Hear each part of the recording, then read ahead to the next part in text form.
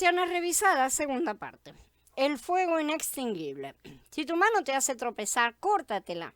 Te conviene más entrar manco a la vida que teniendo dos manos, ir a la ajena, al fuego inextinguible, donde su gusano no muere y el fuego no se apaga.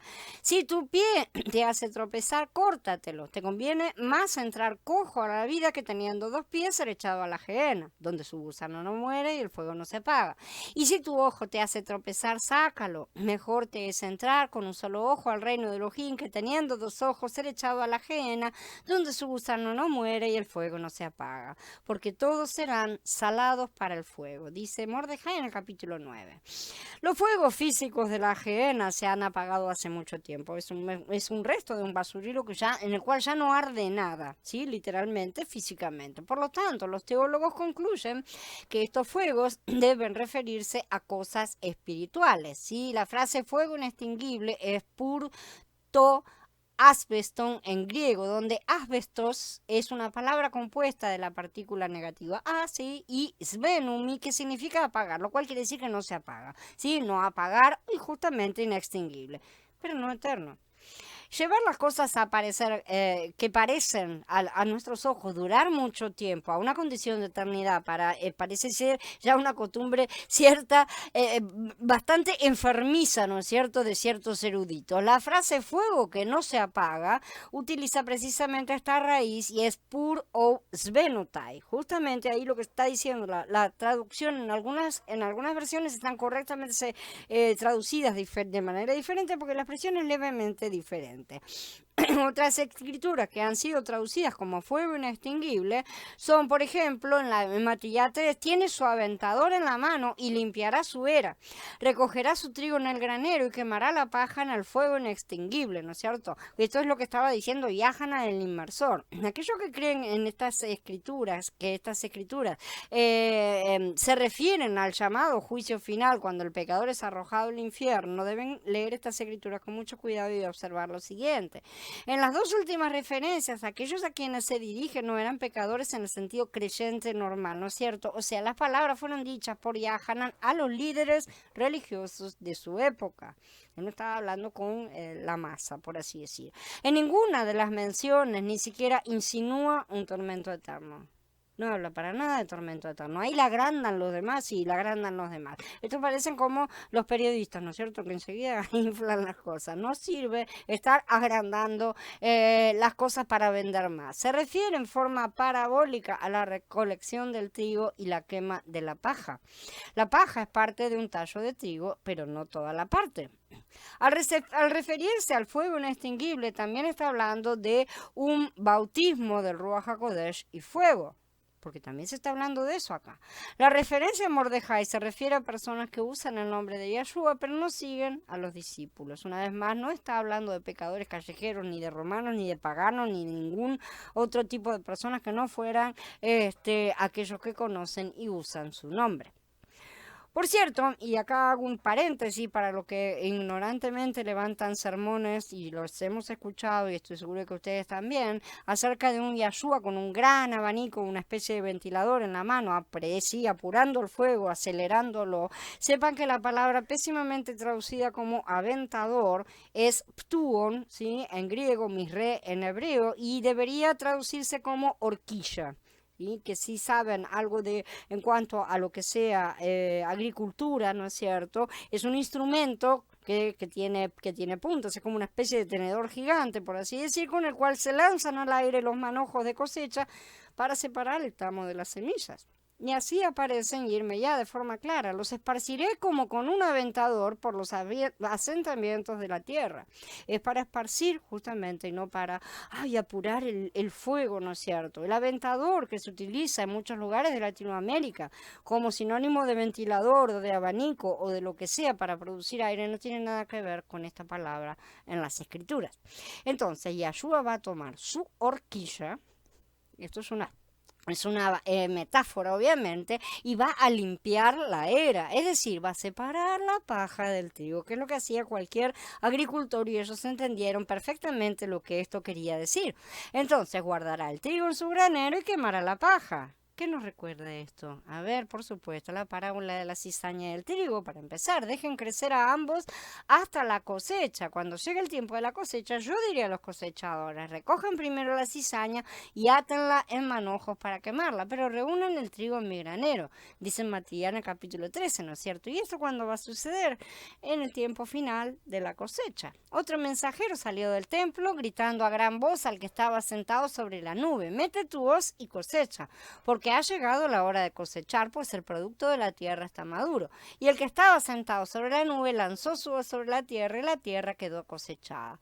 Luego salió otro mensajero del templo que estaba en el cielo, llevando también él una hoz afilada, y salió del altar otro mensajero que tenía poder sobre el fuego, y llamó a gran voz al que tenía la hoz afilada, diciendo, mete tu hoz afilada y vendimia los racimos de la viña de la tierra, porque las uvas están maduras. Entonces el malaj, lanzó su hoz afilada en la tierra y vendimió la viña de la tierra. Echó las uvas en el gran lagar de la ira de Elohim. Esto está en Git-Galut en el capítulo 14, ¿sí? El trigo y la cizaña se corresponden con el producto de la tierra y las uvas. Unos serán cegados y guardados, otros serán cegados y quemados con un fuego que ellos no van a poder apagar. Ellos no van a poder. Pero que ciertamente se va a apagar cuando haya acabado de consumir lo que debe consumir. Con estos pensamientos en mente, miremos estas escrituras con una mente muy abierta. Los creyentes que han usado estas escrituras para enviar a millones al infierno pueden descubrir que este fuego es uno en el que ellos mismos participarán. Porque para fuego serán todos salados. Todos. Después de todo justo, después de que Yahshua cita esto, ¿no es cierto? Él está agregando, primero da toda esta explicación y ahí él agrega esto, todos serán salados con el fuego, ¿no es cierto? Después de que él usa, ¿no es cierto? Esa predicación que tanto aman, ¿no es cierto? Los predicadores, que dice el gusano que no muere, el fuego no se apaga, ¿no es cierto? Que es una cosa que aparece una sola vez y no tres, en realidad. Las dos primeras veces han sido insertadas, en la mayoría de los manuscritos no aparece, solo una. Pero de cualquier manera, con la repetición de los pastores tremendistas, vale también, ¿no es cierto?, para repetirlo. Uno de los principales problemas relacionados con este pasaje, con estos pasajes, es el hecho de que la gente ve este fuego como un fuego eterno. La palabra insaciable, o inextinguible, ya dijimos que es la griega asbestos, ¿no es cierto? Que también se ha convertido en una palabra en inglés, amianto. Todos conocemos el amianto. ¿Sí? La palabra inglesa asbestos significa, según el diccionario Webster, una clase de material que no se ve afectado por el fuego. El amianto es lo que se utiliza para hacer, por ejemplo, discos difusores que se ponen encima de las hornallas para bajar el fuego en la cocción, y también que se utiliza en las ropas de los bomberos. Este es un significado muy diferente al significado religioso de la palabra y diferente de la forma en que los griegos usaban la palabra en los días de Yeshua. Entre 2000 y 3000 antes de la era común, los cuerpos embalsamados de los faraones egipcios se envolvieron en tela de amianto para protegerlos del deterioro. En Finlandia, las vasijas de barro que datan de 2500 antes de la era común contenían fibras de asbestos, ¿sí?, que se cree que fortalecen las vasijas y las harían más resistentes al fuego.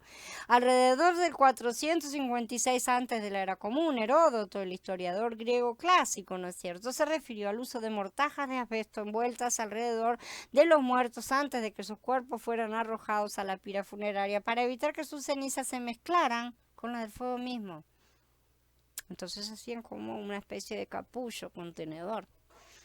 Ahora bien, veamos cómo los griegos usaban la palabra amianto, o sea, insaciable. Estrabón la aplica a la llama de la lámpara del Partenón, y Plutarco llama al fuego sagrado de un templo insaciable también, sí, aunque ambos se extinguieron hace mucho tiempo. Josefo dice que el fuego en el altar del templo de Jerusalén era siempre inextinguible, ¿sí?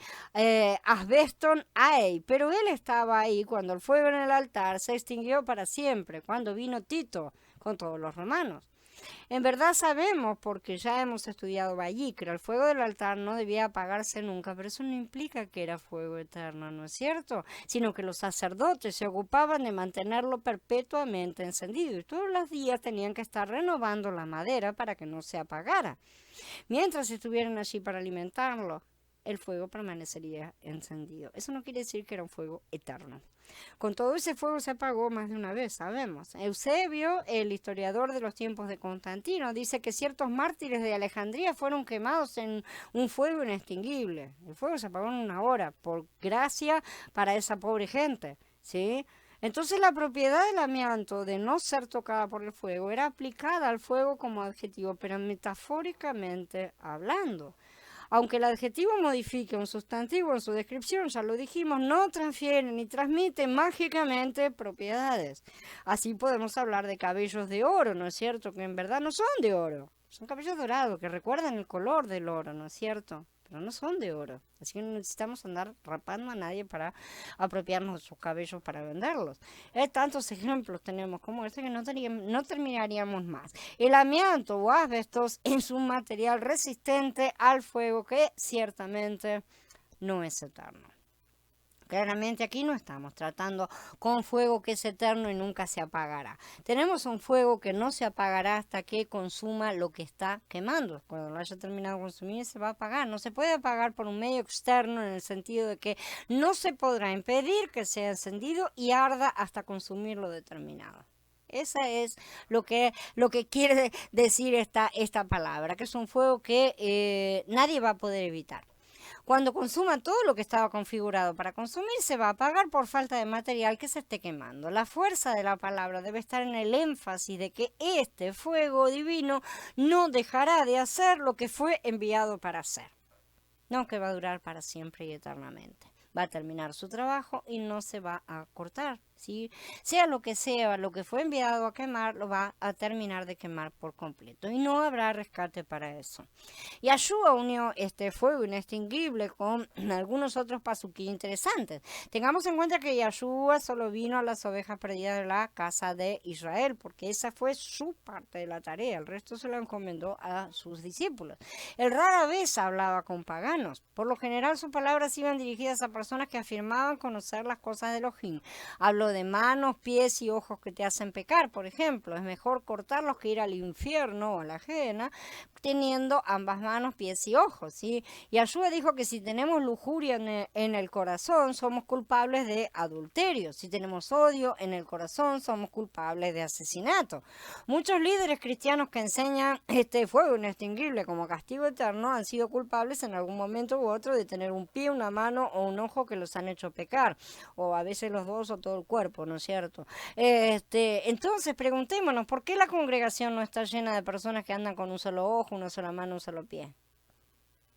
Porque la congregación está llena de hipócritas que literalizan lo que quieren, si es malo siempre sobre los demás, y hacen simbólico lo que no les gusta, y que interpretan las cosas para su propia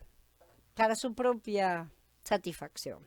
Cuando uno mira las escrituras de fuego en relación con las personas, las escrituras tienen muchos más pasajes que dicen que el propio pueblo de Elohim tendrá que pasar por el fuego que las escrituras que se refieren a los incrédulos que pasan por algún tipo de fuego.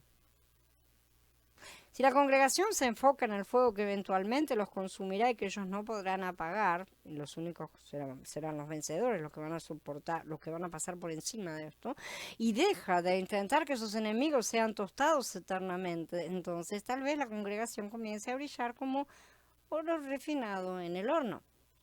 En resumen, entonces, es hora de que nos encontremos con el fuego para convertirnos en ministros del fuego. ¿Sí? Llenos de un amor compasivo que va a derretir a nuestros enemigos con sus buenas obras, que derramaremos sobre sus cabezas las buenas obras de Yahshua. No demoremos esta reunión, no esperen hasta que Yahshua tenga que repetir las palabras que le dijo a Yahana y a Jacob cuando quería que cayeran fuego sobre las cabezas de los samaritanos que rechazaron la Besorá. Y él dijo, ustedes no saben de qué espíritu son, porque el Hijo del Hombre no vino a destruir la vida de los hombres, sino a salvarlos.